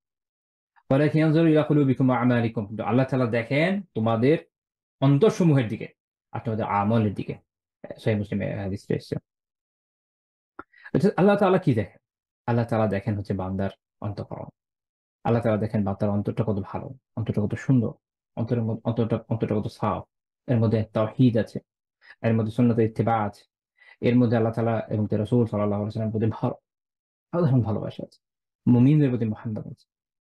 আত্মিকভাবে পূর্ণাঙ্গতা যে গুণগুলো এর ভিতরে আছে, কবিরা গুনাহ যেগুলো মানুষের ধ্বংস করে দেয় এর ভিতরে নাই এগুলা। ওই অন্তর আল্লাহর পছন্দ নেই। এবং সেই সুন্দর অন্তঃকরণের মাধ্যমে এই সুন্দর আমলগুলো দুনিয়াতে অস্তিত্বে আসে। সে আমলগুলো আল্লাহ তাআলা দেখেন। আপনি সাহাবীদের দেখেন, কি নির্মল জীবন। আল্লাহ তাআলা তাদের অনেককে আমাদের এখনকার সময়ের সাপেক্ষে বিলিয়নিয়ারই বানিয়েছেন। আশায়ে মুবাশশারের মধ্যে আমার হিসাব যদি ভুল না হয় ৬ জনই আলহামদুলিল্লাহ হিউজ অ্যামাউন্টের অর্থ সম্পদ ছিল।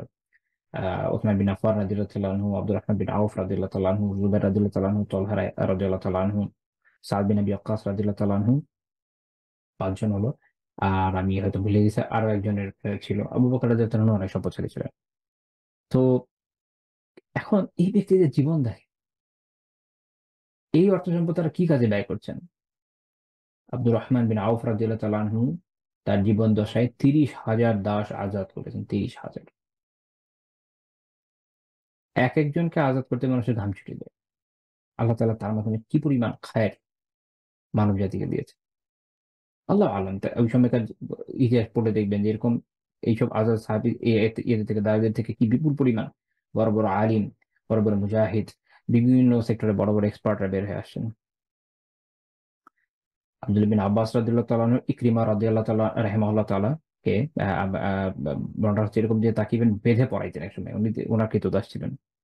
সেই ইকরিমা রাহিমাহুল্লাহ তাআলা একসময় তাফসীরের বড় ইমাম হইলেন এইভাবে। তো ওনারা জীবন কিভাবে ব্যয় করেছে? সম্পদ এসছে, তো এটা তাদের কাছে তুচ্ছ ছিল। সম্পদ তাদের কাছে ছিল শুধুমাত্র আখিরাতের যাওয়ার পাথে। এটা একটা টুল, যেটাকে ইউজ করেছেন আখিরাতের কল্যাণের জন্য। আর এই জন্য এখন আমরা তাদের স্মরণ করি। তারা ওই নির্মল জীবনটা লাভ করেছে কারণ তাদের অন্তঃকরণগুলো পবিত্র ছিল, পরিষ্কার ছিল, পরিচ্ছন্ন ছিল। তারা আল্লাহকে ভালোবেসেছেন, তার রাসূল সাল্লাল্লাহু আলাইহি ওয়াসাল্লামকে ভালোবেসেছেন, তাদের আল্লাহ তাআলার জন্য জীবন দিয়েছেন, আল্লাহ তাআলার জন্য জিহাদ করেছেন, আল্লাহ তাআলার জন্য পরিবার ছেড়েছেন, হিজরত করেছেন। তাদের সলাৎ ছিল এরকম জীবন্ত সলাৎ আদায় করেছেন। আব্দুল্লাহ বিন জুবাইর রাদিয়াল্লাহু তাআলা আনহু কাবার পাশে সলাত আদায় করছিলেন। এই সময় হাজ্জাজ বিন ইউসুফের সেনাবাহিনী কাবায় আক্রমণ করে এবং তাদের মিনজানিক একজন ক্ষেপণাস্ত্রের আঘাতে কাবার এক সাইড উড়ে যায়, আলিয়াযু বিল্লাহ, আগুন ধরে যায় ওখানে। এবং ওইটায় আব্দুল্লাহ বিন জুবাইর রাদিয়াল্লাহু তাআলা আনহুর দাড়ির এক পাশ পুড়ে যায়, কিন্তু তখন তিনি সলাতে নত, দুঃখী তিনি। আমাদের তো আশেপাশে সাউন্ড হলে সলাতের মধ্যে থাকতে পারি না, আমাদের কলব এত এত এত অস্থির। এই এই মহানুভব ব্যক্তিদের কলবগুলার যতটুকু চরিত্র, কলব তার বাইরে থেকে আমরা দেখি না, ওটা আল্লাহ তাআলা দেখেন। আমরা বাইরে থেকে কলবের বহিঃপ্রকাশটা দেখি, উত্তম কলবের, শুদ্ধ কলবের যে আমল, এই প্রয়োগটা আমরা দেখি বাইরে থেকে। সেটা তার সলাতে দেখা যায়, সেটা তার ব্যবহারে দেখা যায়, সেটা তার জীবন ধারায় দেখা যায়, সেটা তার তাওয়াক্কুলে দেখা যায়, সেটা তার আল্লাহ তাআলার প্রতি মহাব্বত, মুমিন ভাইদের প্রতি মহাব্বতে দেখা যায়, সেটা তার কথাবার্তায় দেখা যায়, সেটা তার কাজকর্মে দেখা যায়। সেখান থেকে আমরা যেভাবে দেখি, আমরা তা থেকে বুঝি যে কই তারা ছিল, কই আমরা। কারণ আমাদের কলবের অবস্থা গ্রহণ। অথচ আল্লাহ তাআলা দেখছেন এই বিষয়। সবার আগে কি? ইলা কুলুবিকুম, সবার আগে কলবের দিকে। ওয়া আমালিকুম, এরপরে হচ্ছে তোমাদের আমলের দিকে। কারণ কলব যদি ঠিক না থাকে, কলব যদি ঠিক না থাকে, স্বাভাবিক আমলও বরবাদ হয়ে যাবে।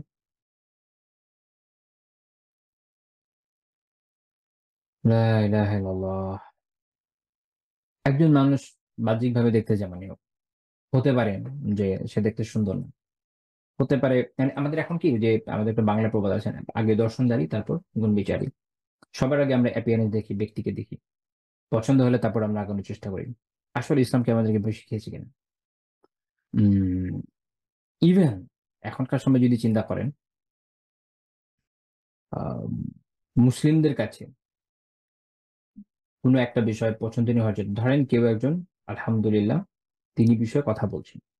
কথা যতই ভালো হোক না কেন, সেটাকে খুবই আ আকর্ষণীয় হতে হবে। কথা না, ব্যক্তির টোনকে, বাচনভঙ্গিকে, তার তার যে ডিভাইস আছে এটা খুব উন্নত হতে হবে। তারপরে ধরেন তার অ্যাপিয়ারেন্স গেটআপ, তার স্টুডিও অনেক অসাধারণ হতে হবে। এগুলোর ভিতর দিয়ে আল্লাহ জানে ইখলাস না হারায় যাচ্ছে।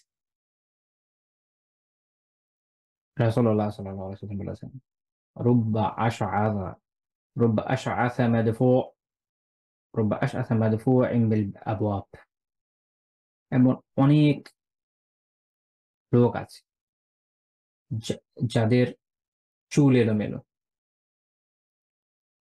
যারা যদি কোনো দরজায় আসে তাদেরকে তাড়িয়ে দেওয়া হয়। অর্থাৎ কোনো গুরুত্ব নাই। ইমাম নাওয়াবী রাহিমাহুল্লাহ তাআলা ব্যাখ্যায় বলছেন যে অর্থাৎ তারা যদি দরজায় আসে তাদেরকে তুচ্ছ করে তাদেরকে দূরে সরিয়ে দিবে। আর তাদের অ্যাপিয়ারেন্স এত সুন্দর না। চুল এলোমেলো, চুলও ঠিকমতো আঁচড়ায় নাই। ড্রেস আপ তেমন উন্নত না। ছেঁড়া থাকতে পারে, তালি থাকতে পারে। আবার সাধারণ হলে একদম সাধারণ ধরনের ড্রেস। কারণ আমরা তো যে আগে ড্রেস দেখি। কিছুদিন আগে এক ভাইয়ের সাথে কথা হচ্ছিল। আমি ইনশাল্লাহ আশা করি উনি এই ভিডিও দেখবেন। আলহামদুলিল্লাহ উনি দেখেন আমার ভিডিওগুলো। আহ, আমি উনার হিসেবে বলছি না, আমি এমনিতে যে দৃষ্টিভঙ্গিটা নিয়ে আলোচনা করছি। যে উনি এক ভাই নিয়ে আলোচনা করলেন যারা যিনি আলহামদুলিল্লাহ পজিটিভ কথা বলেছেন, সেটা আমার আলোচনার বিষয় না, কিন্তু তার অ্যাপিয়ারেন্স ভাই ভাই খুব পছন্দ হয়েছে। এটা একটা পয়েন্ট। এই অ্যাপিয়ারেন্স আমাদের আমাদের উপর কিন্তু ইফেক্ট ফেলে। আমরা এটা বলি, আলোচনা করি যে হ্যাঁ ওনার অ্যাপিয়ারেন্স ভালো লেগেছে এটা। আর রাসূল কি বলছেন? এক হচ্ছে যে এমন ব্যক্তি যার চুল এলোমেলো এবং তার অ্যাপিয়ারেন্স ওভারঅল অবস্থা এরকম যে দরজায় এলে হয়তো তাকে ফেরত দিয়ে দেওয়া হয়। লাউ আকসামা আলাল্লাহি লা আবাররা। যদি সে আল্লাহ তাআলার নামে কোনো কসম কেটে বসে। কসম খাওয়া মানে অর্থাৎ সে হয়তো আল্লাহ তাআলার কাছে, মানে সে কেউ এরকম ব্যাখ্যা করেছেন, মানে হচ্ছে যে হয়তো সে আল্লাহর কাছে চাইলো বা আল্লাহর কসম করে বলে এটা হবে এরকম। আল্লাহ তাআলা তখন তার এই কসমের সম্মান রক্ষার জন্য, তার ইজ্জতকে বুলন্দ করার জন্য পূরণ করে দেখেন। আল্লাহর কাছে এত প্রিয় বান্দা। সহিহ মুসলিম হাদিস 2622 নম্বর হাদিস। আল্লাহ তাআলা বলছেন সূরা সাবায় 36 নম্বর আয়াতে, ওমা আমওয়ালুকুম ওয়ালা আওলাদুকুম বিল্লাতী তুকাররিবুকুম ইনদানা যুলফা ইল্লা মান আমানা ওয়া আমিলা সালিহান ফাউলাইকা লাহুম জাযাউদ দি'ফ বিমা আমিলু ওয়া হুম ফিল গুরফাতি আমিনুন। আল্লাহ তাআলা বলছেন তোমাদের ধন সম্পদ, সন্তান সন্ততি এগুলো এমন কিচ্ছু না যা তোমাদেরকে মর্যাদায় আমার নিকটবর্তী করে দিবে।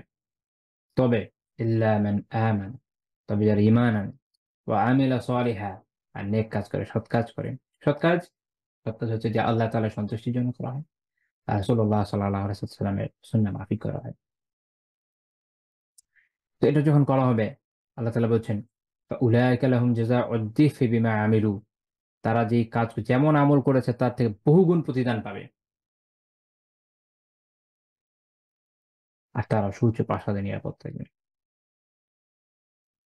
আল্লাহ তাআলা মুনাফিকদের বিষয়ে, কুফফারদের বিষয়ে, মুশরিকিনদের বিষয়ে সতর্ক করে বলছেন ফালা তুজিবকা আমওয়ালুহুম ওয়ালা আওলাদুহুম, কাজেই তাদের সম্পদ, তাদের সন্তান সন্ততি এগুলো যেন আপনাকে বিমুগ্ধ না করে। থাকতে পারে, অনেক সম্পদ থাকতে পারে, অনেক সন্তান সন্ততি থাকতে পারে, তারাও দেখতে অসাধারণ হতে পারে। ইন্নামা ইউরিদুল্লাহু লিইউযযিবাহুম বিহা ফিল হায়াতিদ দুনিয়া, আল্লাহ তাআলা তো এসবের দ্বারাই তাদেরকে দুনিয়ার জীবনে ফি ফিল হায়াতিদ দুনিয়া, দুনিয়ার জীবনে আল্লাহ তাআলা এগুলো দিয়ে তাদের শাস্তি দিতে চান। আখিরাতের কথা আল্লাহ তাআলা বলেন না। দুনিয়ার জীবনেই হয়তো এগুলো দিয়ে তারা শাস্তি দিবেন। মুনাফিক যারা, বাহ্যিকভাবে তারা কিন্তু আমল করছে, যে সলাতে যাচ্ছে, যাকাতও দিচ্ছে, সব ঠিক আছে, কিন্তু অন্তরে নিফাক। আ ইসলামী ইতিহাসে পরবর্তীতে এরকম অনেকগুলো গ্রুপের আবির্ভাব হয়েছে, যেমন জিন্দাক, যারা যারা মুলহিদ, ভিতরে ভিতরে ইসলাম স্বীকার করেন না। বাহ্যিকভাবে রাষ্ট্রীয় চাপ আছে, সমাজের চাপ আছে, মানুষ কি বলে। যেমন আমাদের দেশে অনেকে খ্রিস্টাও আছে যারা ইভেন এই যে কালিমা পড়ে বিয়ে, বিয়ের সময় কালিমা পড়ে, আহ, ইত্যাদি ইত্যাদি। এমনকি ওই দিন নামাজে পড়ে, যেহেতু বিলিভ করে না। আল্লাহ তাআলার কাছে এগুলো কোনো ভ্যালু নাই তো। আল্লাহ তাআলা এই সম্পদ দেখবেন না, সন্তান দেখবেন না, কি নিজে দেখতে কেমন, এগুলো কিচ্ছু দেখবেন না, বরং এগুলো তো আল্লাহ তাআলা এই ধরনের লোকদেরকে দেন। আল্লাহ তাআলা কেন দেন? লিইউযযিবাহুম বিহা ফিল হায়াতিদ দুনিয়া, দুনিয়ার জীবনে এটা দিয়ে আযাব দেওয়ার জন্য। এবং আযাব বিভিন্ন রকমের হতে পারে। আল্লাহ তাআলার কাছে আযাবের যে বড় লিস্ট আছে, ও ভাবলেও আমাদের মাথা খারাপ হয়ে যাবে। যেগুলো আমরা দেখি মানুষকে যেভাবে কষ্ট পেতে বিভিন্ন সময় দেখি অনেক ক্ষেত্রে, এবং প্রাচীন জাতির যেগুলো উদ্ধৃতি আল্লাহ তাআলা কোরআনে বিভিন্ন জায়গায় দিয়েছেন, এটা আমাদের জন্য যথেষ্ট। আমাদের এটা এই বিষয়ে ভীতি তৈরি করার জন্য যে আল্লাহ তাআলা আযাব কত ভাবে দিতে পারেন। ওয়াতাজহাকা আনফুসুহুম ওয়া হুম কাফিরুন, আর তাদের রূহ যখন দেহ ত্যাগ করবে তারা কি অবস্থা করবে? কাফের অবস্থা করবে। রাসূল এত অবাক করছেন না। তো এটা আমাদের এই বিষয়টা জানা উচিত, সতর্ক থাকা উচিত এই বিষয়ে। রূহ, আত্মা আল্লাহ তাআলা আমাদের দেহে দিয়েছেন কেন? যেন আমরা আল্লাহ তাআলার ইবাদত করি। কিন্তু যখন আমাদের অন্তঃকরণের অবস্থা এরকম খারাপ হবে, তখন স্বাভাবিকভাবে সে তার সঠিক দায়িত্ব পালনে ব্যর্থ হবে। এর ফলে এরকমই হবে। তো এই প্রসঙ্গের পরবর্তীতে একটা হাদিস শেখ রাহিমাহুল্লাহ তাআলা উল্লেখ করেছেন। আশা করি বিষয়টা আমি ক্লিয়ার করেছি যে, একদম ১ম এই আমরা কাবায়রুল কলব নিয়ে আলোচনা করছি এবং তার মধ্যে ১ম এই শেখ এটা সতর্ক করে দিয়েছেন। কেন এটা আগে জানতে হবে? কারণ আমল কারণ হচ্ছে আম বান্দার যে বাহ্যিক অ্যাপিয়ারেন্স, তার সম্পদ, এগুলো আল্লাহ তাআলার কাছে কোনো ভ্যালু রাখে না। বেসিক ভ্যালু হচ্ছে তার অন্তরের এবং তারপর তার উপর যে নেক আমলগুলো নির্মিত হচ্ছে তার। কাজেই ১ম আমাদের জানা দরকার হচ্ছে এই আত্মিক রোগগুলো সম্পর্কে, বড়, বড় কবিরা গুনাহ যেগুলো অন্তরের মাধ্যমে হয় সেগুলো সম্পর্কে। এজন্য ১ম এই তিনি শুরু করছেন এই বিষয়ে। আ তারপরে ২য় যে হাদিসটা উল্লেখ করেছেন খুবই গুরুত্বপূর্ণ হাদিস। ইসলামী আ উম আ শাস্ত্রের মধ্যে সবচেয়ে গুরুত্বপূর্ণ হাদিসগুলোর মধ্যে একটা। এবং অনেক ইমাম বলেছেন যে এই হাদিস হচ্ছে ইসলামের ৩ ভাগের ১ ভাগ। অর্থাৎ ইসলামের ৩ ভাগের ১ ভাগ শিক্ষা এই হাদিস ধারণ করেন। কেউ বলেছেন ৪ ভাগের ১ ভাগ। সেটা হচ্ছে নু'মান বিন বাশীর রাদিয়াল্লাহু তাআলা আনহু উনি বর্ণনা করেছেন। রাসূলুল্লাহ সাল্লাল্লাহু আলাইহি ওয়াসাল্লাম বলেছেন, "আলা ওয়া ইন্না ফিল জাসাদি মুদগাহ" জেনে রাখো শরীরে একটা মাংসপিণ্ড আছে। ইযা সলাহাত ইযা সলাহাত সলাহাল জাসাদু কুল্লু। যদি এইটা ঠিক হয়ে যায়, শুদ্ধ হয়ে যায় তাহলে পুরো শরীর ঠিক হয়ে যাবে। এত গুরুত্বপূর্ণ। ওয়া ইযা ফাসাদাত যদি এটা নষ্ট হয়ে যায়, ফাসাদাল জাসাদু কুল্লু তাহলে পুরো দেহ নষ্ট হয়ে যাবে। আলা ওয়া হিয়াল কলব। জেনে রাখো এটা হচ্ছে কলব, এটা হচ্ছে অন্তঃকরণ। তো এই হাদিস আসলে একটা বড় হাদিসের অংশ। সহিহ মুসলিমের হাদিস, সহিহ মুসলিমের ১৫৯৯ হাদিস। আমরা পুরো হাদিসটা ইনশাআল্লাহ তাআলা আলোচনার চেষ্টা করব বাকি সময়ের মধ্যে। এবং এটা থেকে যে ইলমগুলো পাওয়া যায় তা কিছু, কিছু আমরা অর্জনের চেষ্টা করব ইনশাআল্লাহ তাআলা। রাসূলুল্লাহ সাল্লাল্লাহু আলাইহি ওয়াসাল্লাম বলেছেন, "ইন্নাল হালালা বাইয়িন ওয়া ইন্নাল হারামা বাইয়িন।" হালাল যে আছে হালাল, যা হালাল, হালাল খাবার, হালাল কথা, হালাল কাজ, হালাল কর্ম, হালাল পোশাক, এভরিথিং যত ধরনের হালাল হয়, এই হালালটা হচ্ছে সুস্পষ্ট। এটা আল্লাহ তাআলা সুস্পষ্ট করে দিয়েছেন। আল্লাহ রাসূল সাল্লাল্লাহু আলাইহি ওয়াসাল্লাম সুস্পষ্ট করে বলে গেছেন। ওয়া ইন্নাল হারামা বাইয়িন। আর একই রকমভাবে হারাম খাবার, হারাম কথা, হারাম কাজ, হারাম কর্ম, হারাম চিন্তা ভাবনা, আরো যত ধরনের হারাম হয়, হারাম পোশাক-আশাক আল্লাহ তাআলা এটাও দিন স্পষ্ট করে দিয়েছে। এটা স্পষ্ট। এটা আল্লাহ তাআলা আমাদের জানিয়েছেন বা তার রাসূল সাল্লাল্লাহু আলাইহি ওয়াসাল্লাম আমাদেরকে জানিয়েছেন। এ প্রসঙ্গে আরেকটা হাদিস বলা যায়। আবু যর রাদিয়াল্লাহু তাআলা আনহু বলেছেন, "লাকাদ তারাকনা রাসূলুল্লাহি সাল্লাল্লাহু আলাইহি ওয়াসাল্লাম ওয়া মা তাইরুন ফি সামাই ইউকাল্লিবু জানাহিহি ইল্লা ওয়া কাদ আওজাদনা ফিহি ইলমা।" যে রাসূলুল্লাহ সাল্লাল্লাহু আলাইহি ওয়াসাল্লাম আমাদেরকে এমন অবস্থায় ছেড়ে গেছেন, এটা রূপক কথা যে আসমানে একটা পাখি যে ডানা ঝাপটায়, তার বিষয়ে আমরা কোন না কোন ইলম পাই। ইলমা ফিহি ইলমা, এই বিষয়ে কোন না কোন ইলম পাই। ইয়ানি এখানে সাধারণত ওই সময় সালাফরা ইলম দিয়ে বুঝতেন হাদিস। অর্থাৎ হাদিসের কোন না কোন আলোচনা আমরা পেয়ে যাই। অর্থাৎ এমনভাবে আল্লাহ রাসূল সবকিছু ব্যক্ত করেছেন যে দিনের যা প্রয়োজনীয় সবকিছু এর ভিতর চলে এসছে। এখন যে বর্ণনাটা বললাম ইমাম বাজ্জার রাহিমাহুল্লাহ তাআলা তার মুসনাদে উল্লেখ করেছেন ৩৮৯৭ নাম্বার হাদিস। এমনি এটা সনদ গ্রহণযোগ্য পর্যায়ের। তো তারপর আল্লাহ রাসূল বলছেন, আগের হাদিসে ব্যাক করছি সহিহ মুসলিমের হাদিসে যে তাহলে হালাল সুস্পষ্ট এমনভাবে বর্ণনা করা হয়েছে এবং হারাম সুস্পষ্ট এটা বর্ণনা করেছে। ওয়া বাইনাহুমা মুশতাবিহাত এবং এর ভেতরে রয়েছে এমন কিছু বিষয় যেগুলো সন্দেহযুক্ত। অর্থাৎ এটা কি ঠিক হালাল নাকি হারাম এটা নিয়ে সন্দেহ আছে। লা ইয়ালামুহুন্না কাসীরুম মিনান নাস। অধিকাংশ মানুষ এটা জানে না। অর্থাৎ এটার হাকিকাতটা আসলে কি? এই যে বিষয়টা, এটা কি হালাল নাকি এটা হারাম? এটা অধিকাংশ মানুষ এটার হাকিকাত জানে না। ধরেন ব্যভিচার এটা হারাম। এটা মোটামুটি সব মুসলিম জিজ্ঞেস করলে জানা যাবে সেটা জানে। আবার স্বামী-স্ত্রীর সম্পর্ক এটা হালাল। এটা যে কাউকে জিজ্ঞেস করলে জানা যাবে। তো এরপরে এমন অনেক বিষয় আছে যেটা সবাই জানে না। তো জানে কারা? যেহেতু বলা হচ্ছে কাসীরুম মিনান নাস, অধিকাংশ মানুষ জানে না। এজন্য ইমাম মুল্লাহ আলী খায়রি রাহিমাহুল্লাহ বলছেন, وقليل منهم وهم المجتهدون والراسخون في العلم يعلمون ذلك بقوة ترجيح إحدى العلامتين। মুল্লা আলী কারি রাহিমাহুল্লাহ বলছেন যে এই অল্প অর্থাৎ যারা কাসির তো জানে না, অধিকাংশ তো জানে না, তাহলে অল্প যারা জানে তারা হচ্ছে তারা যারা মুজতাহিদুন, যারা ইজতিহাদ যোগ্যতা সম্পন্ন যেসব আলিম, যাদের যারা ইলমে পুক্ত, আর রাসিখুনা ফিল ইলম, যারা ইলমে পুক্ত, তারা জানে, তারা তারা যেহেতু দুইটা বিষয়ের মধ্যে অর্থাৎ এটা কোন দিকে যাবে এটা যা দেওয়ার ওই জ্ঞানটা তাদের আছে, ওই তারজিহ, ওই প্রাধান্য তারা দিতে পারেন। এইটা জানার কারণে তারা এটা জানেন। তা আমাদের কাজ হচ্ছে এই ধরনের আলিমদেরকে অনুসরণ করা। ইমাম বাগাবী রাহিমাহুল্লাহ তাআলা তার কিতাব আছে শারহুস সুন্নাহ, সেখানে উনি বলছেন যে সন্দেহযুক্ত বিষয়টা আসলে কি। এটা দুই রকম উনি বলছেন, হইতে পারে। এক হচ্ছে যে এটা আসল বা মূল জিনিসই জানা যায় না, যেটা কি আসলে কি হালালের দিকে যায় না হারামের দিকে যায়, তখন পরহেজগারি হচ্ছে এটাকে ত্যাগ করে দেওয়া। আর আরেকটা হচ্ছে যে এটার আসল বা মূল হয়তো হালালে পাওয়া যাচ্ছে বা হারামে পাওয়া যাচ্ছে, তখন কাজ হচ্ছে যে ওই আসল যেটা মূল যেটা এটা দেখে সিদ্ধান্ত নেওয়া, যে হালাল হলে হালাল হিসেবে ধরো, হারাম হলে হারাম হিসেবে ধরো, একটা মেথোডোলজি আলোচনা করছে ইমাম নওয়াবী রাহিমাহুল্লাহ তাআলা। উনি বলছেন আম, আচ্ছা এই প্রশ্নে একটা কথা বলিনি, আমি বলেছিলাম যে তিনটা মানে দিনের তিন ভাগের এক ভাগ শিক্ষার ভিতর আছে, তাহলে বাকি দুইটা কি? একটা হচ্ছে আপনারা জানেন যেটা বলে আপনার ইন্নামাল আমালু বিন্নিয়াত, যে হাদিসটা সকল কিছু নিয়াতের উপর নির্ভরশীল, আমরা সবাই জানি। তো এটা হচ্ছে বাকি ওয়ান থার্ড, সব আমলের উপর নির্ভর করে, প্রত্যেকটা আমলের উপর নির্ভর করে।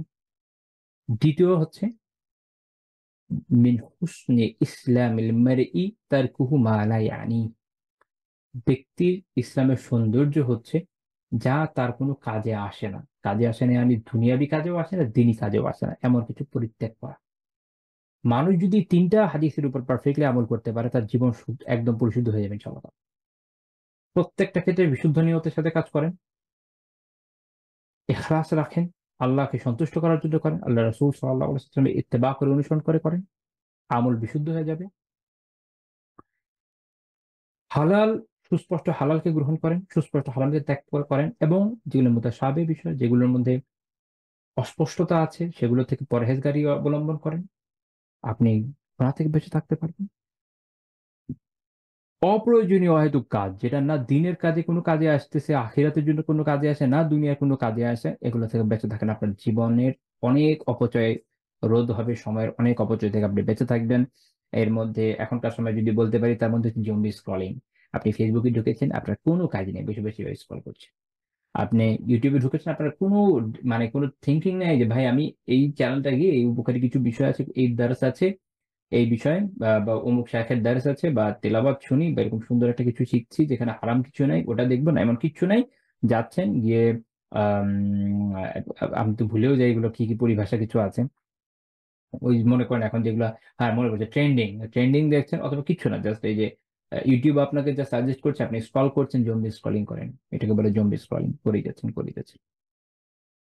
এটা আপনার কোনো কাজের না, না দুনিয়া না দিনের, এবং আপনার জীবনে লম্বা সময় নষ্ট হয়ে যাচ্ছে এগুলোর পিছনে। আর এখন তো আলিয়াতুবিল্লাহ মানুষ আরো অনেক ধরনের বিষয়ের মধ্যে লিপ্ত হয়ে যাচ্ছে, লাইক যে টিকটক আর কেন অনেক কিছু।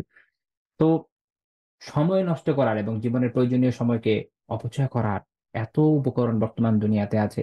আগে মানুষ সকালে উঠতো, দুপুর পর্যন্ত কাজ করতো, এরপর খেত, তারপর বিকেলে বসে বসে গেজাতো, সন্ধ্যার পর ঘুমিয়ে যেত।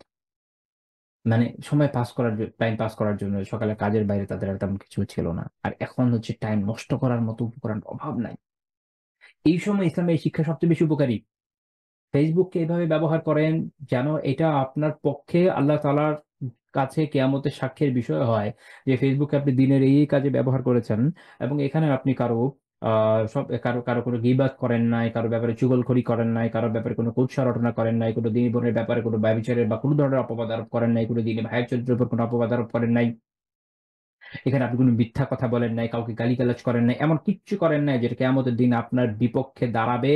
তার বিপরীতে আপনি এই ফেসবুকের মধ্যে এমন সব নেক কাজ করেছেন, কোরআনের আয়াত শেয়ার করেছেন, তাফসীর শেয়ার করেছেন, হাদিস শেয়ার করেছেন, উলামায়ে কেরামের কওল, তাদের বিভিন্ন মতামত শেয়ার করেছেন, যা জানেন দিন তা মানুষের কাছে পৌঁছে দিয়েছেন, আপনার তাওহীদের বাণীকে পৌঁছে দিয়েছেন। এটা আল্লাহ তাআলার কাছে কিয়ামতের দিন আপনার পক্ষে সাক্ষ্য হোক যে এইটা এই কাজগুলো আপনি আল্লাহ তাআলার সন্তুষ্টির জন্য করেছেন। এইভাবে যদি আপনি চালাতে পারেন ইনশাআল্লাহ তাআলা, আপনার জীবন ফ্রুটফুল হবে এখানে আপনি যে সময়টা বের করছেন তার মাধ্যমে। একইভাবে টুইটারে হতে পারে, একইভাবে আপনি ইউটিউবে করতে পারেন। আপনি ইউটিউব এমন ভাবে ব্যবহার করছেন যে সেখান থেকে শুধু শুধু বিভিন্ন ফাওয়ায়েদ, বিভিন্ন ভালো কাজের বিষয়গুলোকে আপনি গ্রহণ করছেন।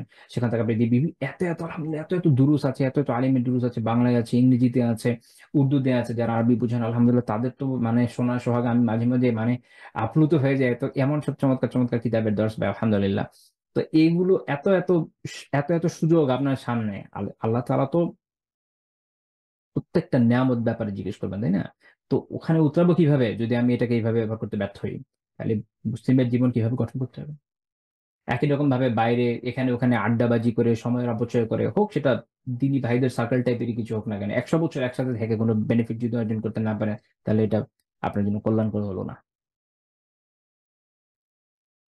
এর বিপরীতে আপনি কিছুদিন একসাথে থেকেও যদি অনেক ফায়দা আলহামদুলিল্লাহ অর্জন করতে পারেন, যেমন বিভিন্ন হাদিস থেকে আসে যে আমরা যে জানি নলেজটা, সেটা হচ্ছে এই যে কোনো আহ, মানে উত্তম সেই সেই আল্লাহর বান্দা যাকে দেখলে আপনার আল্লাহ তাআলার কথা স্মরণ হয়, আল্লাহ তাআলার ভয় আপনার মনে আসে, আল্লাহ তাআলার ইবাদতের কথা মনে আসে, দিনের যে রোহ যে মেজাজ এটার সাথে আপনি পরিচিত হতে পারেন, এমন ব্যক্তিদের সাহচর্য সান্নিধ্যের মাধ্যমে আপনি উপকৃত যদি হন, সেটা আপনার জন্য কল্যাণকর। সেটা যদি অল্প সময়ের জন্য হয়।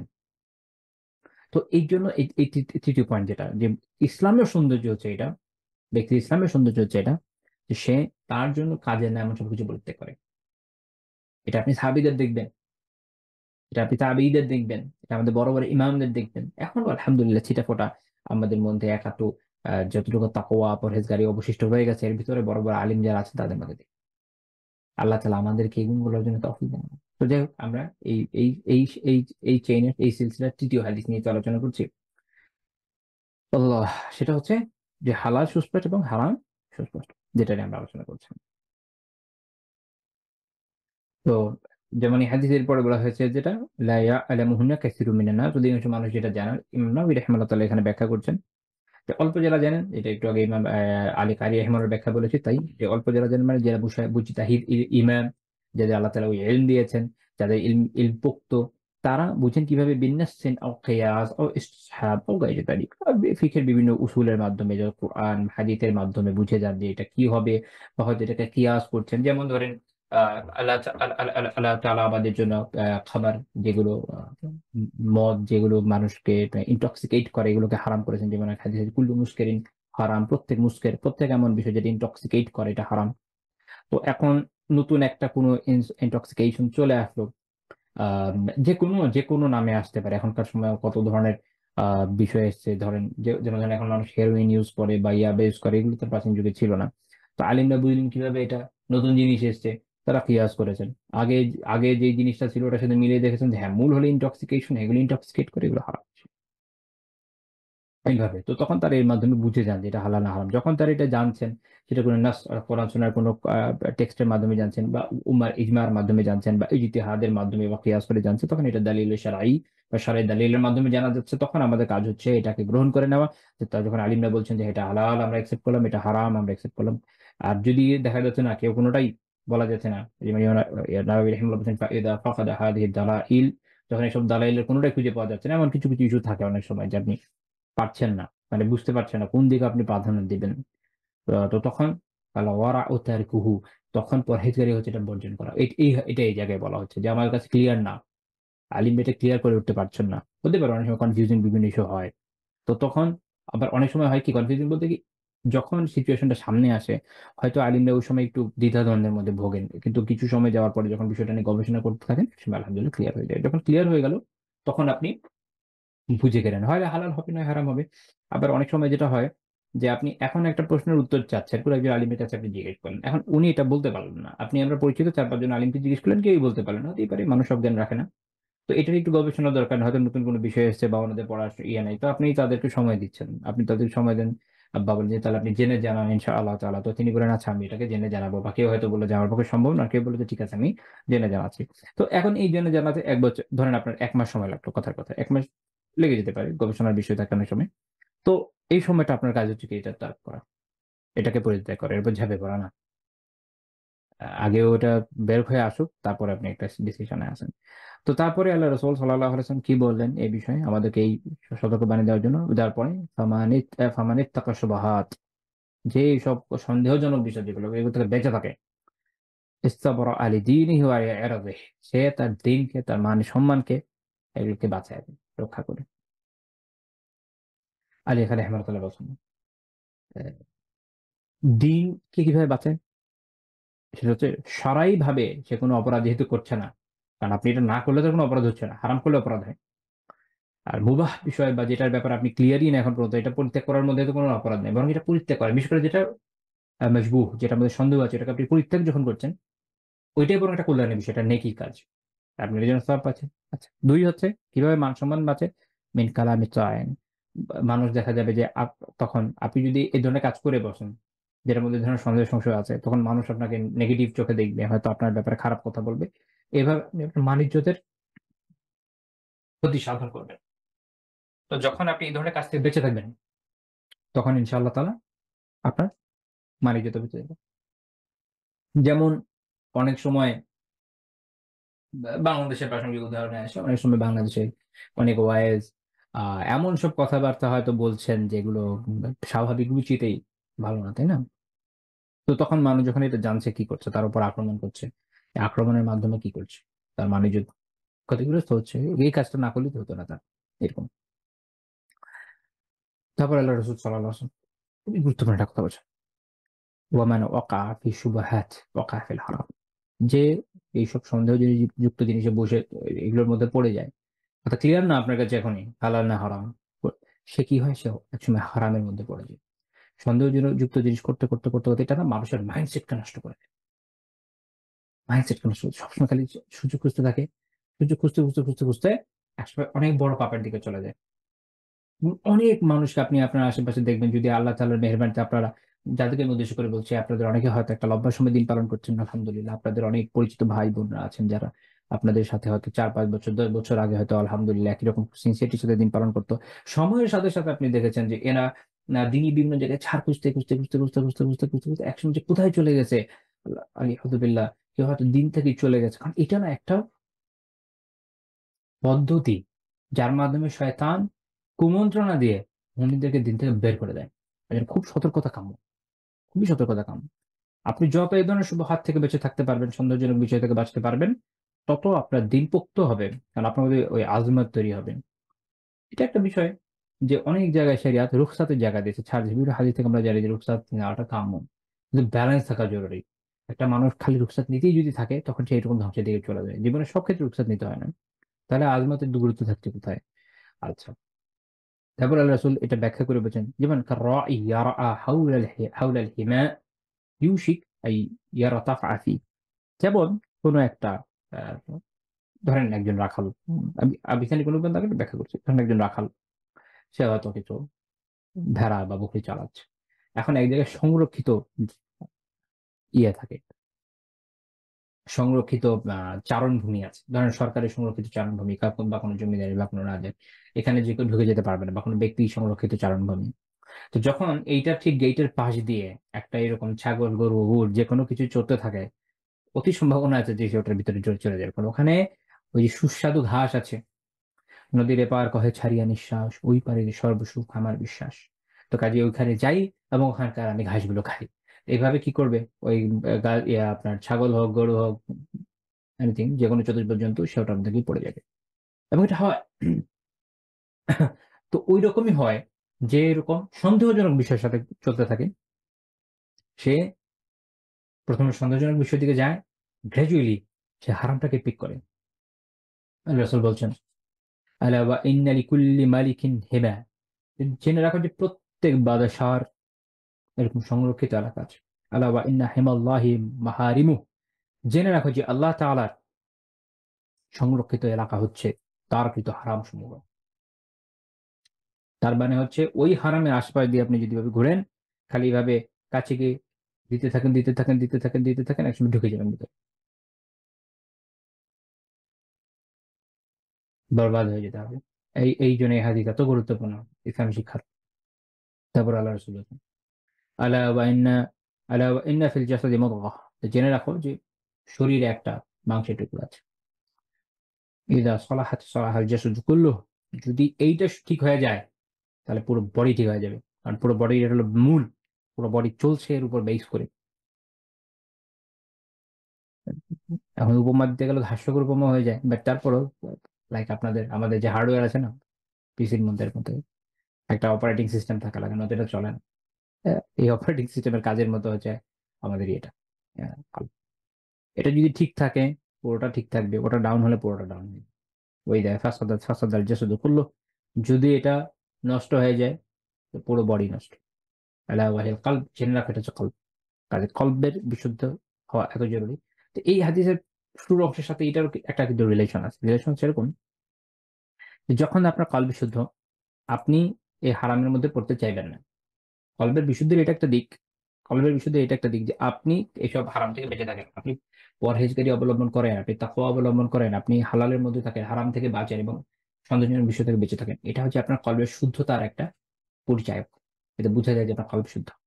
শেখ সলাল ফাউজান হাফিজাহুল্লাহ তাআলা শারহ কিতাবুল কাবাইরের মধ্যে উনি বলছেন, এই যে বইটা আমরা পড়ছি এর ব্যাখ্যা একটা গ্রন্থ আছে ওনার। তিনি এখানে বলছেন যে যখন আহ কলব সুস্থ হয়, পবিত্র হয়, আহ, আল্লাহ তাআলা স্মরণকারী হয়, আল্লাহকে ভয় করে, আল্লাহকে জেনে তার প্রতি ভীত হয়, কল্যাণকে ভালোবাসে, এবং কল্যাণকর ব্যক্তি যারা কল্যাণ কাজ করে তাদেরকে ভালোবাসে, ক্ষতিকর খারাপ জিনিস যেগুলো সার এগুলোকে ঘৃণা করে এবং যারা এসব কাজ করে তাদেরকে ঘৃণা করে। উনি বলছেন ফাহাদা হুয়া আল কালবুস সালিম, এটা হচ্ছে বিশুদ্ধ অন্তর, এটা হচ্ছে সুস্থ অন্তর। এবং এই অন্তরই আমাদের দরকার। আল্লাহ তাআলা সূরা আশ-শুআরাতে বলছেন, কিয়ামতের দিনের ব্যাপারে বলছেন, ইয়াউমা লা ইয়ানফাউ মালু ওয়ালা বানুন, এটা ওই দিন যেদিন না কোনো অর্থ কাজে আসবে না সন্তান। মানুষের জীবনে দুইটাই কামাই হয়, এক তো হচ্ছে তার অর্থ, এক হচ্ছে তার সন্তান। এই দুইটার কামাই কোনটা কাজে আসবে না। ইল্লা মান আতাল্লাহ বিকলবিন সালিম, তবে তারটা কাজে আসবে যে একটা বিশুদ্ধ অন্তর নিয়ে আসবে, এটি তাওহীদ পূর্ণ, ইখলাস পূর্ণ, নেক, শুদ্ধ পরিশুদ্ধ একটা অন্তর নিয়ে যখন ব্যক্তি আসবে আল্লাহ তাআলার কাছে, সেদিন শুধু সেই অন্তরই কাজে আসবে। আবার এইরকম অন্তরের লোক যারা, তাদের মালও কাজে আসবে, তাদের সন্তানও কাজে আসবে। কিভাবে? তারা এইরকম অন্তর যার, সে দুনিয়াতে তার সম্পদকে আল্লাহর রাহে আল্লাহ তাআলার সন্তুষ্টির জন্য ব্যয় করেছে, সে যাকাত দিয়েছে, সে সাদাকা করেছে, সে ফিতরা দিয়েছে, সে আল্লাহ তাআলার জন্য অকাতরে ব্যয় করেছে, এমন ভাবে যে তার এক হাত জানতো না আরেক হাত কি ব্যয় করেছে। ওইটা দিন কাজে আসবে তখন। সে সন্তানদেরকে নেককার করে গড়ে তোলার আপ্রাণ প্রয়াস পেয়েছে। যদি সফল হয়ে থাকে তো তার উপমা যেন ইব্রাহিম আলাইহিস সালামের মতো, যার সন্তানরাও নবী হয়েছেন। তো নেককার সন্তান গড়ে দিতে পেরেছেন, ফলে তাদের থেকে যে সিলসিলা, এই যে আমলের সিলসিলা, এটা তাকে উপকৃত করবে। অথবা যদি তাতে ব্যর্থ হয় কিন্তু সর্বাত্মক প্রয়াস তো করেছিল, তার অবস্থা লূত আলাইহিস সালামের মতো, তার অবস্থা নূহ আলাইহিস সালামের মতো, চেষ্টা তো করেছেন। এইভাবে একটা এইভাবে কলবুন সালিম বা বিশুদ্ধ সুস্থ অন্তর কিয়ামতের দিন বান্দার কাজে আসবে। যেন আমাদের বেশি বেশি দোয়া করা উচিত, যেমন আল্লাহ তাআলা আমাদের দোয়া শিখিয়েছেন সূরা আলে ইমরান, রব্বানা লা তুজিগ কুলুবানা বা'দা ইয হাদাইতানা। হে আমাদের রব, আমাদেরকে হেদায়েত দেওয়ার পরে আমাদের অন্তরগুলোকে আর বক্র করে দিন না।